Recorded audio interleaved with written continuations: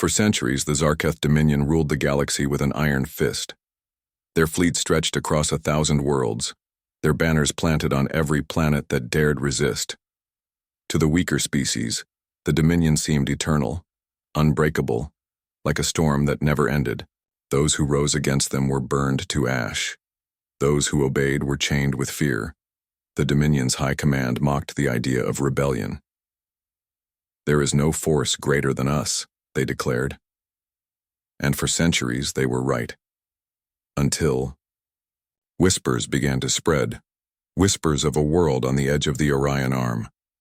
A world called Earth. The Dominion had dismissed it once as a primitive rock. Now, however, strange reports spoke of humans, bold, reckless, unafraid of death. Reports of ships built from steel and fire. The Dominion laughed. To them, humanity was small, weak, insignificant. But the galaxy would soon learn that humanity had teeth. On the planet Thalos Prime, a council of enslaved leaders met in secret. They had suffered too long under Dominion rule. Their cities had been burned, their people dragged into mines and war factories. The Kailari, tall and graceful, had lost their forests. The insectoid Trinari were forced to turn their hives into factories for Dominion weapons. The Veyran, once proud explorers, were reduced to couriers of Dominion orders. They prayed for salvation, but none came. Until one night, a signal reached them. A simple broadcast intercepted by accident. "This is the Terran United Fleet, we are coming."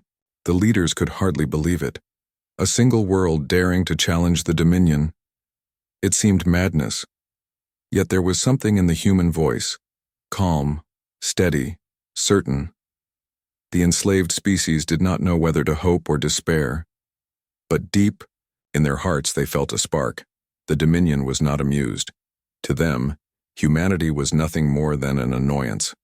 Their high commander, Zorath the Eternal, stood before his war council and sneered. "Humans? A single planet dares oppose the Dominion? Send a fleet, burn their world, make them an example." And so, a fleet of 500 Dominion warships set course for Earth. But Earth was ready. When the Dominion fleet emerged near Sol, they expected a helpless blue planet. Instead, they found humanity waiting. Human ships, black and silver, bristling, with cannons and railguns, stood like wolves guarding their den. The battle was brutal. Dominion firepower reigned across space, but humanity's weapons struck harder. Their tactics were unpredictable, their courage unshakable.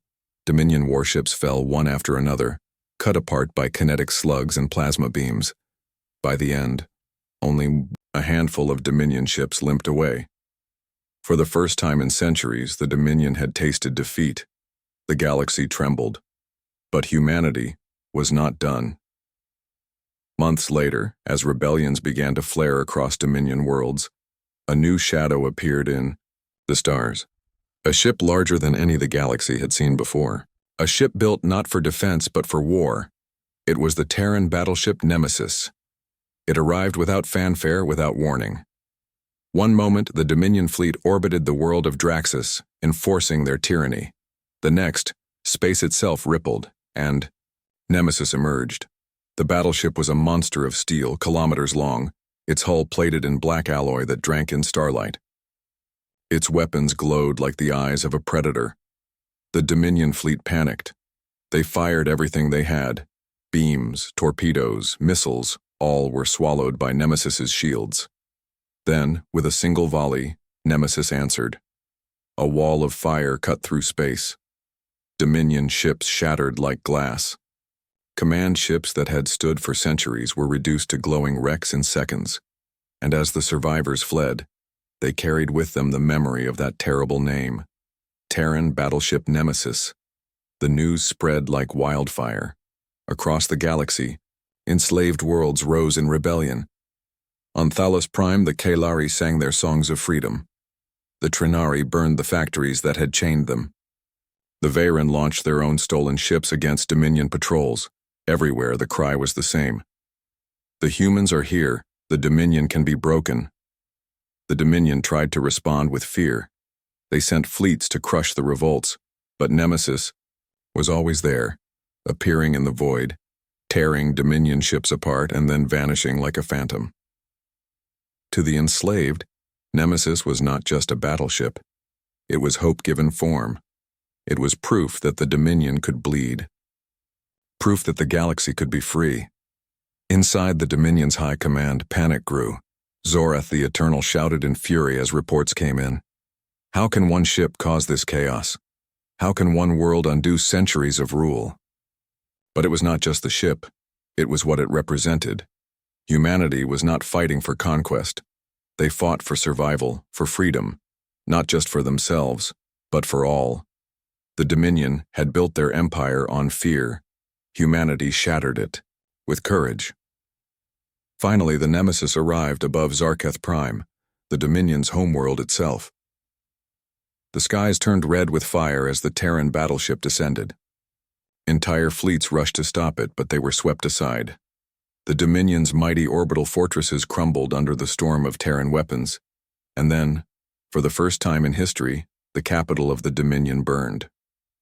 The people of Zarketh, once told the Dominion was eternal, looked up and saw their eternal empire collapsing in flames.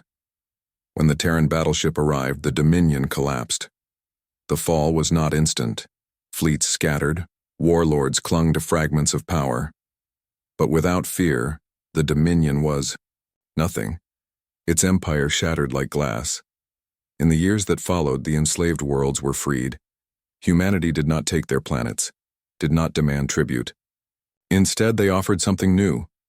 Alliance, friendship, the promise of standing together. For the first time in centuries, the galaxy breathed free. And whenever the people told the story of how it happened, their voices carried both awe and gratitude. They spoke of Earth, the world that defied the impossible. They spoke of humans who fought not just for themselves, but for everyone.